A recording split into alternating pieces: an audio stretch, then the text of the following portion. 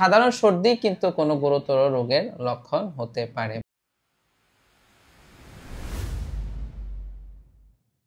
আসসালামু আলাইকুম। আজকে আমাদের একজন ছোট বাচ্চা পেশেন্ট, ওকে নিয়ে আমরা একটু কথা বলতে চাই। ওর যেটা সমস্যা সেটা হচ্ছে যে ঘন ঘন সর্দি হওয়া। অনেকদিন ধরে ও সর্দি নিয়ে ভুগছে, নাক বন্ধ থাকে, ওষুধ খাওয়ার পরও ভালো হচ্ছে না। তখন আসলে কি কারণ হয়? এটা সাধারণ কোনো সমস্যা নাকি গুরুতর কোনো কিছু, সেটা আমাদের অবশ্যই নির্ণয় করা উচিত, সঠিক ডায়াগনোসিসটা বের করা উচিত। আমরা যদি ওকে একটু দেখি, যে বাচ্চাকে আমরা ওর নাকটা একটু খেয়াল করি, তা আমরা ওর এক্সরেটা এখন দেখতে পাচ্ছি। এটা হচ্ছে ওর মুখের অংশ, যে চোয়াল, এটা হচ্ছে নাকের অংশ, এটা হচ্ছে শ্বাসনালী। আমরা যদি খেয়াল করি, এটা হচ্ছে শ্বাসনালী। নাক দিয়ে বাতাসটা হচ্ছে ঠিক এইভাবে হচ্ছে আমাদের শ্বাসনালীতে যাচ্ছে। এটা হচ্ছে মুখের অংশটা। এই সাদা যে অংশটা আমরা দেখতে পাচ্ছি, এটা দেখতে পাচ্ছি যে একদম নাকের অংশটাকে প্রায় বন্ধ করে দিচ্ছে।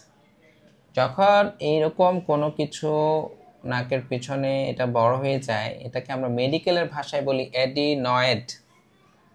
এই এডিনয়েড যখন কারো থাকবে, যেটা বড় হয়ে যায়, তখন কিন্তু বাচ্চাদের এই যে নাকটা বন্ধ থাকবে। কেন?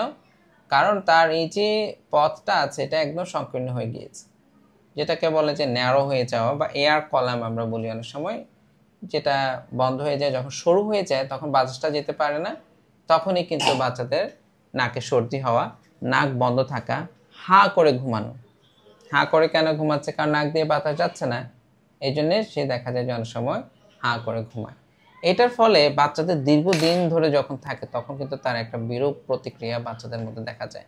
তার দেখা যায় শারীরিক যে বিকাশ, মানসিক বিকাশ, বুদ্ধিমত্তার বিকাশ, এগুলো কম হয়। মেজাজ খিটখিটে থাকে। তার স্কুল পারফরমেন্স বা মাদ্রাসায় যখন যায়, তার দেখা যায় যে রোল নাম্বার পেছনে থাকে, বা তার যে ব্রেনের ডেভেলপমেন্ট আছে সেটা কম হয়। এবং আরেকটা ইম্পর্টেন্ট বিষয় যেটা হয়, এই যে বাচ্চাদের অনেক সময় যে ক্ষতিগুলো হয়, বিভিন্ন গবেষণায় দেখা গিয়েছে যে 8 বছর পর্যন্ত কিন্তু বাচ্চাদের ব্রেনের ডেভেলপমেন্টটা খুব ভালো হয়। কিন্তু এই রোগটা দেখা যায় যে এই বয়সেই হয়ে থাকে বেশি, যেমন ওর বয়স হচ্ছে 6 বছর।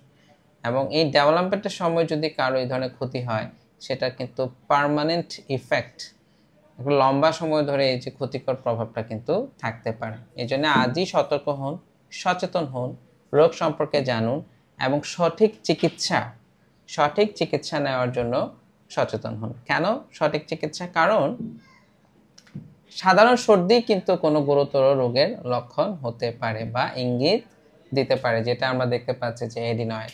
এরকম যদি কোনো কিছু থাকে, তাহলে কিন্তু অবশ্যই একজন ইএনটি বিশেষজ্ঞের পরামর্শ নেওয়া প্রয়োজন এবং সঠিক চিকিৎসা নেওয়া প্রয়োজন।